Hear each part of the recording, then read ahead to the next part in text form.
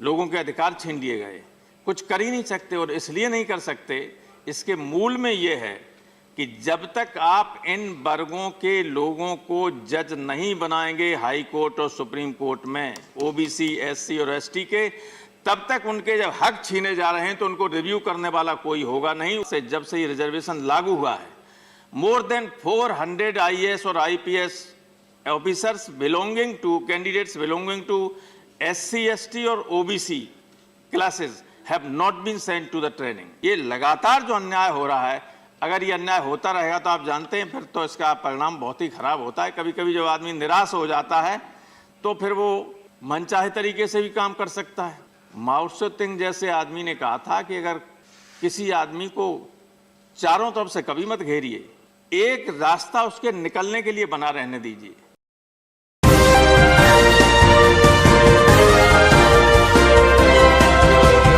मैं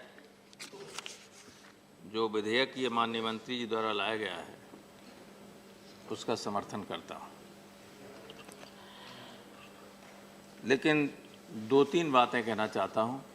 मैं लंबी बात नहीं करूंगा, हमसे पहले हमारे विद्वान साथियों ने सारी बातें कही हैं।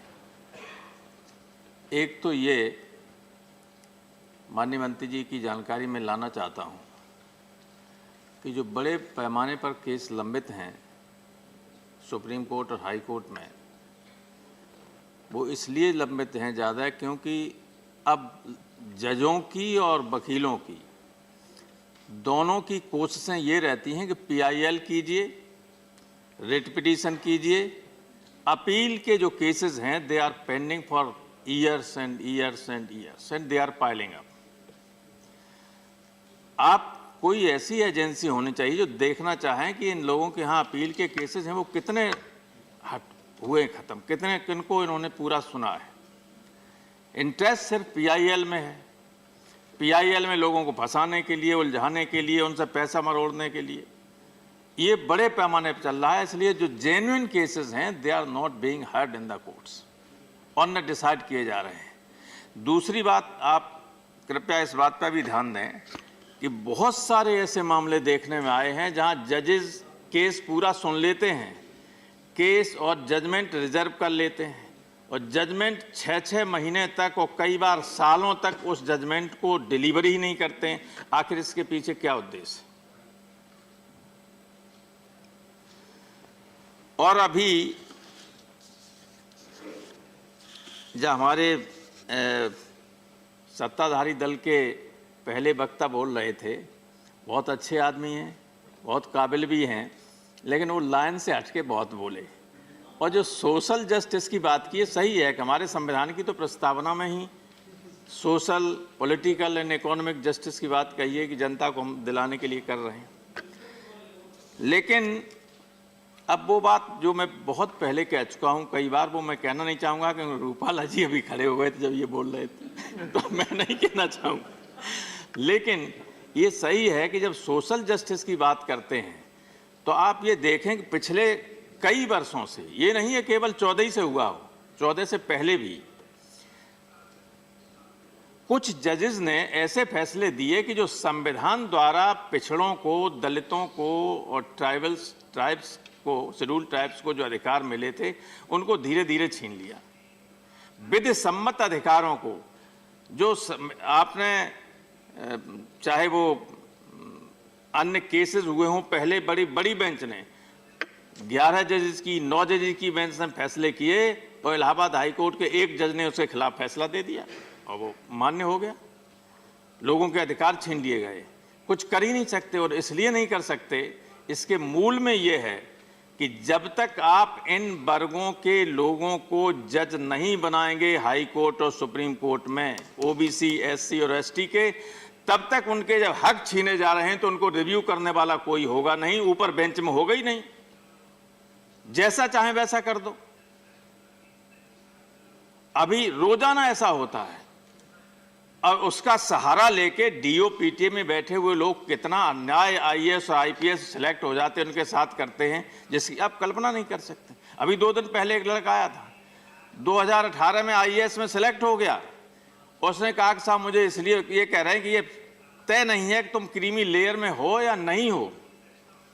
सारे कागज चीफ सेक्रेटरी उत्तर प्रदेश ने लिख के दिए कि एडेड स्कूल का कि उसकी माँ टीचर है तो वो ग्रेड सी में है, और ग्रेड सी क्रीमी लेयर में नहीं आता है, but he is not being taken. और एक का नहीं है, जब से इंदिरा साहनी केस हुआ है उसके बाद से, जब से ये रिजर्वेशन लागू हुआ है, मोर देन 400 IAS और IPS officers belonging to candidates belonging to SC ST और OBC classes have not been sent to the training. ये इसका जजेस कुछ कर देते हैं इंटरप्रिटेशन, यहां भी वही बैठे हुए लोग। तो ये स्थिति है इस देश में। ये लगातार जो अन्याय हो रहा है, अगर ये अन्याय होता रहेगा तो आप जानते हैं फिर तो इसका परिणाम बहुत ही खराब होता है। कभी कभी जब आदमी निराश हो जाता है तो फिर वो मनचाहे तरीके से भी काम कर सकता है। माओ त्से तुंग जैसे आदमी ने कहा था कि अगर किसी आदमी को चारों तरफ से कभी मत घेरिए, एक रास्ता उसके निकलने के लिए बना रहने दीजिए, क्योंकि अगर उसे ये हो गया कि अब तो हम बच ही नहीं सकते हैं, तो उस वक्त जो वो वायलेंट होगा उससे क्या नुकसान हो सकता है क्या नहीं, इसकी कल्पना नहीं की जा सकती। तो कुछ तो न्याय दीजिए। और ये सही ये कह रहे थे, आपकी उसमें कोई गलती नहीं, क्योंकि सुप्रीम कोर्ट ने खुद फैसला करके सारा जजों का नियुक्ति करने का अधिकार अपने हाथ में ले लिया। बीजेपी की सरकार में जब रविशंकर जी थे लॉ मिनिस्टर, या अरुण जी रहे होंगे, विधेयक लाया गया था एक, उस सर्वसम्मत से संसद ने पास किया, सुप्रीम कोर्ट ने उसको भी रद्द कर दिया। उसको रिव्यू, उसको दोबारा लाने की जरूरत थी, फिर तो नहीं कर सकते थे। दोबारा लाए इसलिए नहीं कि संभवतः इधर बैठे हुए लोग सहमत नहीं थे। अब क्यों नहीं सहमत है आई डोंट नो, लेकिन ये बड़ी गंभीर स्थिति हो गई और लाना पड़ेगा आपको। हम जुडिशरी खिलाफ नहीं, ये सही है कि जुडिशरी में बहुत अच्छे अच्छे लोग भी हैं, और यहाँ तो हम कुछ नहीं कह सकते, लेकिन आपको बता भी सकते हैं कैसे कैसे लोग भी। यहाँ नहीं कह सकता हूँ, क्योंकि अगर यहाँ कहेंगे लोग सुनते हैं। बाद में एक बार मुझे बुला लिया था एक बहुत बड़े जज ने, कहा आप पार्लियामेंट में बहुत जजेस के खिलाफ बोलते, तो मैंने कहा ये बताइए ईमानदारी से मैं खिलाफ गलत बोलता हूँ? तो बोलते तो सही हो। तो ये स्थिति है, इस पर आपको कुछ न कुछ करना पड़ेगा, चाहे दोबारा वो बिल लाइए। मुझे नहीं लगता कि कोई उससे असहमत हो। जस्ट जुडिशल अकाउंटेबिलिटी वाला जो बिल था, जो संसद ने पास किया था, और सर्वसम्मत से पास हुआ था, and that was dismissed by supreme court. तो ये संसद को चाहिए था कि दोबारा उसको बनाए। तो इन थोड़ी सी बातें थी, हमने भी 4 मिनट आज ज़्यादा ले लिए, मैंने लेता नहीं था, लेकिन जब सभी लोग ज़्यादा ले रहे थे तो मैं भी। और साहब बहादुर का कि घंटी नहीं बजी, वरना मैं उसी वक्त बंद कर देता।